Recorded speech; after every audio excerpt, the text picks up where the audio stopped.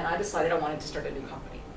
But I wasn't sure what kind of company to start. So I started with the A's in my Franklin Planner, and I paged through the pages, and I called 5 people and said, I'm ready to start a new company. This would have been the 4th or 5th company that I started in healthcare. And I said, how about coming to New Orleans, paying your own way to come to New Orleans, and spending a weekend with me at the Collins Hotel, Halloween weekend in New Orleans in 2000, and let's brainstorm about what kind of company to start. I happened to call all women. Not on purpose, but just because those were people that I had worked with, kind of friends, but more professional colleagues that I respected. None of these women knew each other. They only knew me. And they all agreed to pay their own way to go to New Orleans to spend the weekend. There we are. There were 5 of us. Susan on the left from California, Peg from New Orleans, Judy from Madison, Nancy from Madison, and Christy from Denver. And we all gathered there at the Collins Hotel Halloween weekend to develop an idea for a company.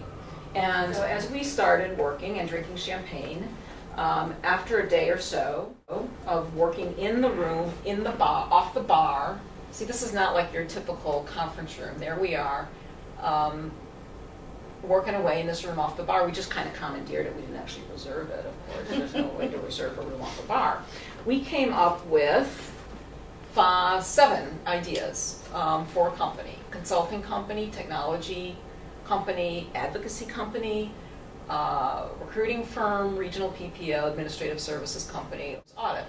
And the advocacy idea came from Susan, the woman from California, because as we're talking about healthcare and what goes wrong with healthcare and where a business could actually be successful, Susan said, well, my husband just got through with a huge cardiac situation, and it was a nightmare. It was a nightmare navigating through the system. It was a nightmare trying to figure out what our benefits were. It was a nightmare really helping him put all the pieces of his care together. Why don't we start a company that helps people navigate through the healthcare system? Our champagne talking about this idea, and we said, God, that sounds brilliant.